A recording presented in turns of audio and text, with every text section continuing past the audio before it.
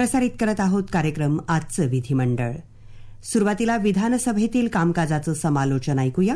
लेखक आहेत किशोर आपटे, वाचक स्वर श्रद्धा वझे यांचा.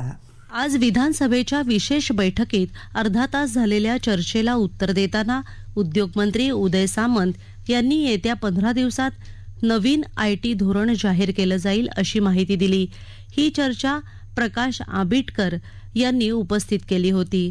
राज्यात जात पडताळणी समित्यांची संख्या 7 न वाढवली असून ती आता 15 इतकी झालेली आहे अशी माहिती आदिवासी विकास मंत्री विजयकुमार गावित यांनी विधानसभेत दिली. याबाबतची लक्षवेधी सूचना किरण लामहाटे आणि इतरांनी उपस्थित केली होती. चिपळूण ते कराड हा रेल्वे मार्ग भूमिपूजन होऊनही व्यावहारिक नसल्यानं तो तयार करणाऱ्या कंपनीनं यातून माघार घेतली आहे अशी माहिती प्रभारी मंत्री दादाजी भुसे यांनी दिली.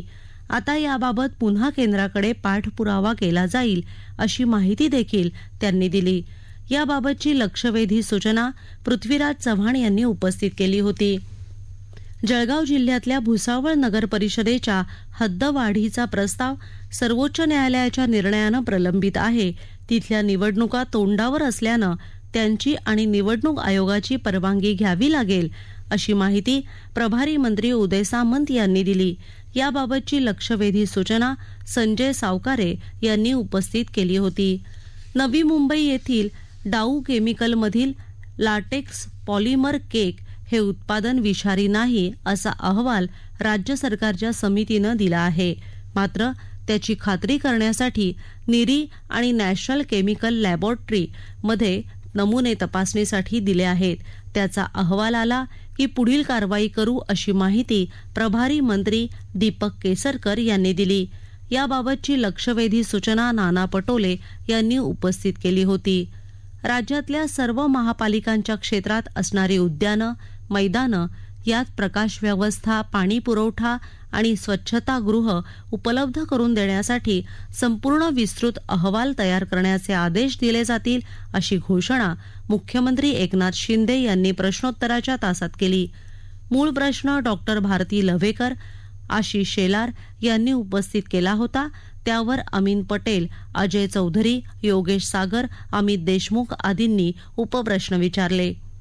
मुंबईतल्या 4 नद्यांच्या काठी असलेल्या गोठ्यांमधलं सांडपाणी प्रक्रिया करून नदीत सोडावं यासाठी 19 सांडपाणी प्रक्रिया प्रकल्प उभारले जात आहेत अशी माहिती मुख्यमंत्र्यांनी दिली. याबाबतचा प्रश्न जितेंद्र आव्हाड, अजित पवार, छगन भुजबळ यांनी उपस्थित केला होता. सुनील केदार यांनी यावेळी नागपुरात संत्रा उत्पादक शेतकऱ्यांचं अवकाळी पावसानं नुकसान झाल्याचा मुद्दा मांडला. तर विरोधी पक्षनेते अजित पवार यांनी राज्यातल्या गुणवंत खेळाडूंना त्यांच्या प्रावीण्याबद्दल जाहीर केलेल्या रोख बक्षिसांसाठी 11 कोटीचा निधी अद्याप देण्यात आला नसल्याचा मुद्दा उपस्थित केला. तर यशोमती ठाकूर यांनी यावेळी एमपीएससीच्या महिला उमेदवारांच्या शारीरिक चाचणीसाठी निकष बदलू नयेत अशी संबंधित विद्यार्थ्यांची मागणी असल्याचा मुद्दा मांडला. मुंबईतलं वस्त्रोद्योग आयुक्तालयाचं कार्यालय नवी दिल्ली इथं हलवण्याचा कुठलाही निर्णय केंद्र सरकारनं घेतलेला नाही असं उपमुख्यमंत्री देवेंद्र फडणवीस यांनी आज विधानसभेत सांगितलं.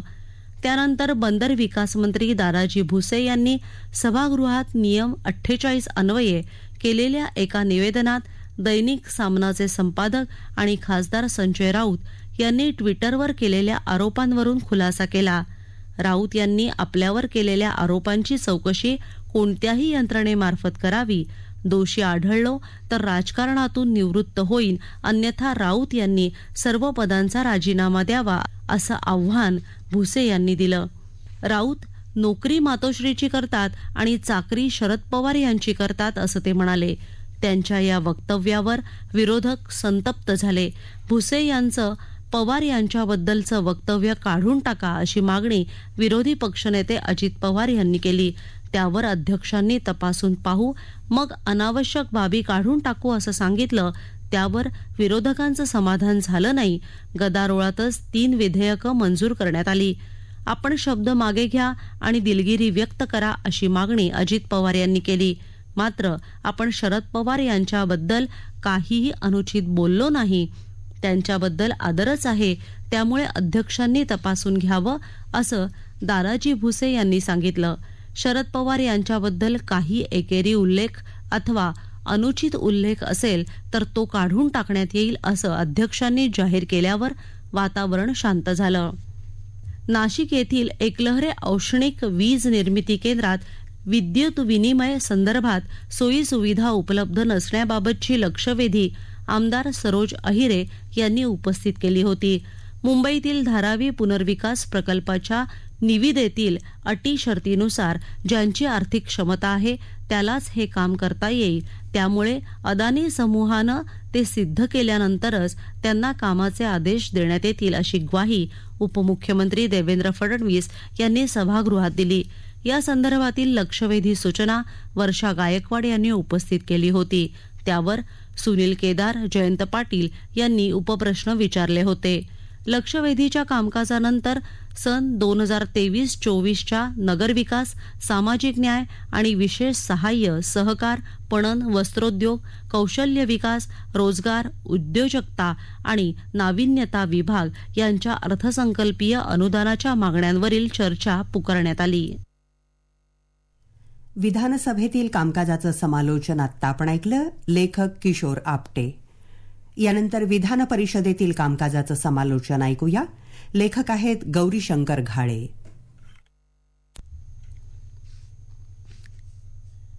आज सकाळी 10 वाजता विशेष सत्रातल्या बैठकीनं विधान परिषदेच्या कामकाजाला सुरुवात झाली. तालिका सभापती नरेंद्र दराडे यांनी कामकाज पुकारल्यानंतर नियम 260 अन्वये सत्ताधाऱ्यांच्या प्रस्तावावरच्या चर्चेला सुरुवात झाली.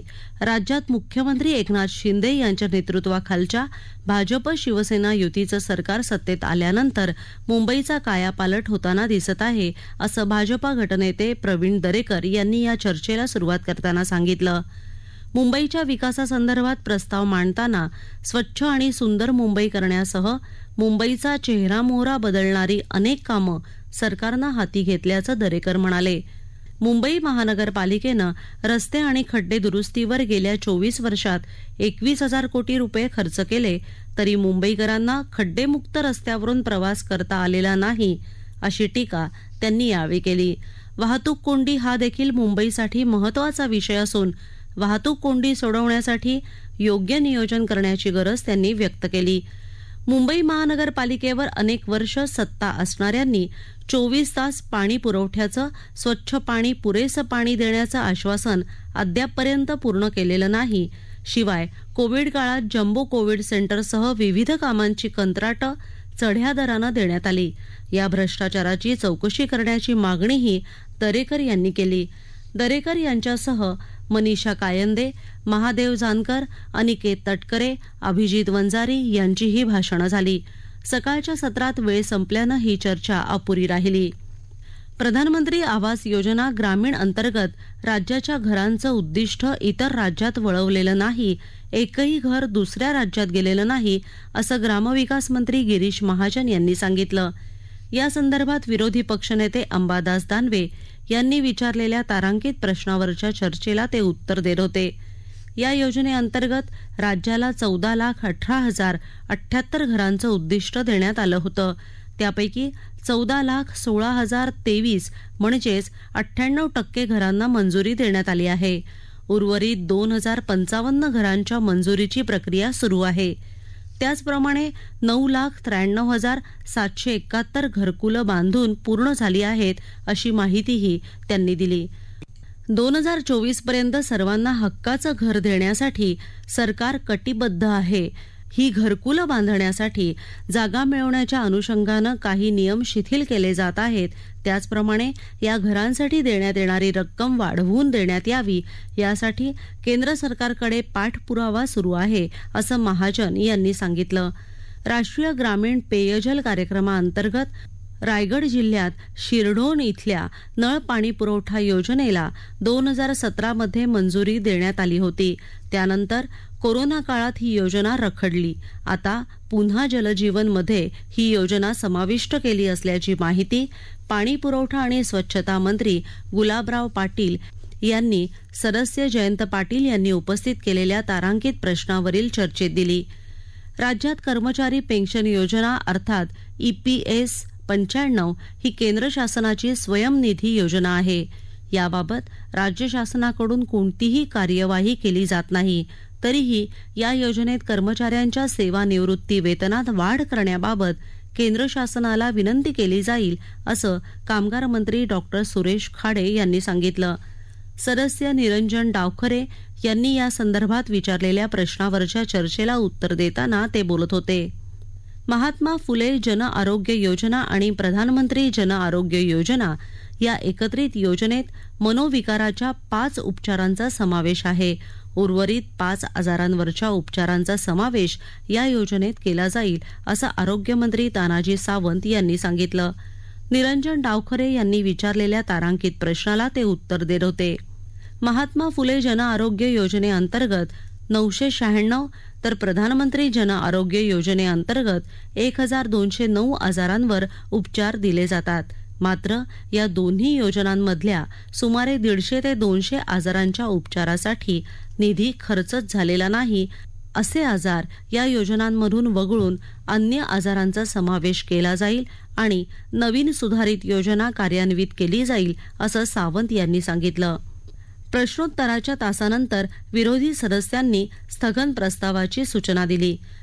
महाराष्ट्र कर्नाटक सीमावादाच्या पार्श्वभूमीवर सीमावर्ती भागातील लोकांच्या आरोग्यासाठी महाराष्ट्र सरकारनं अर्थसंकल्पात तरतूद केलेला 54 कोटी रुपयांचा निधी रोखण्याच्या कर्नाटकच्या मुख्यमंत्र्यांच्या घोषणेचे पडसाद आज विधान परिषदेत उमटले. कर्नाटकच्या मनमानी विरोधात उपसभापती नीलम गोरे यांनी 10 मिनिटं सभागृह तहकूब करून कर्नाटक सरकारचा निषेध केला. विरोधी पक्षनेते अंबादास दानवे यांनी यासंदर्भात स्थगन प्रस्ताव मांडत ही बाब अतिशय गंभीर असून त्यावर महाराष्ट्र सरकार बोटचेपी भूमिका घेत असल्याचा आरोप त्यांनी केला. सरकारनं ताकदीनं कर्नाटकला उत्तर द्यावं आणि कठोर भूमिका घ्यावी अशी मागणी त्यांनी केली. यावेळी विरोधकांनी हौद्यात उतरून घोषणाबाजी केली. यावर राजकारण न करता या प्रश्नावर आपण सगळेच जण एक आहोत असा संदेश जाण्याची गरज आहे. मात्र विरोधी पक्षांनी बेजबाबदार वर्तन करत अपरिपक्वता दाखवली असं उपसभापतींनी सांगितलं. सरकारच्या वतीनं बोलताना मंत्री उदय सामंत आणि गुलाबराव पाटील यांनीही याबाबत सरकार संवेदनशील आहे असं सांगत यासाठी सर्वांनी एकत्र असलं पाहिजे असं ते म्हणाले. याची गांभीर्यानं दखल घेत सीमावासियांसाठी सरकार कोणत्याच गोष्टीत मागे पुढे पाहणार नाही असं सभागृहाला आश्वस्त केलं. राज्य सरकार कर्नाटकच्या मुख्यमंत्र्यांना जुमानणार नाही आणि ही योजना बंद करणार नाही असं गुलाबराव पाटील यावेळी म्हणाले. यानंतर H3N2 विषाणूच्या संसर्गाबाबत तसंच मास्क लावण्याची गरज आहे का याबद्दल कृती दलाशी चर्चा करून राज्य सरकारनं गुरुवारपर्यंत निवेदन करावं अशी सूचना उपसभापती नीलम गोरे यांनी राज्य सरकारला दिली. नाशिक जिल्ह्यातल्या इगतपुरी इथल्या घाटनदेवी औद्योगिक सहकारी वसाहत या संस्थेचं बेकायदेशीररित्या गृहनिर्माण सहकारी संस्थेत रूपांतर केल्याप्रकरणी तसंच अनेक वैधानिक नियमांचं उल्लंघन केल्याप्रकरणी तत्कालीन सहाय्यक निबंधक अभिजित देशपांडे यांना निलंबित करण्याची घोषणा सहकार मंत्री अतुल सावे यांनी विधान परिषदेत केली. गेल्या आठवड्यात या संदर्भात विधान परिषदेत लक्षवेधी सूचना मांडण्यात आली होती. यापूर्वी देशपांडे यांना सक्तीच्या रजेवर पाठवून त्यांची चौकशी करण्यात आली.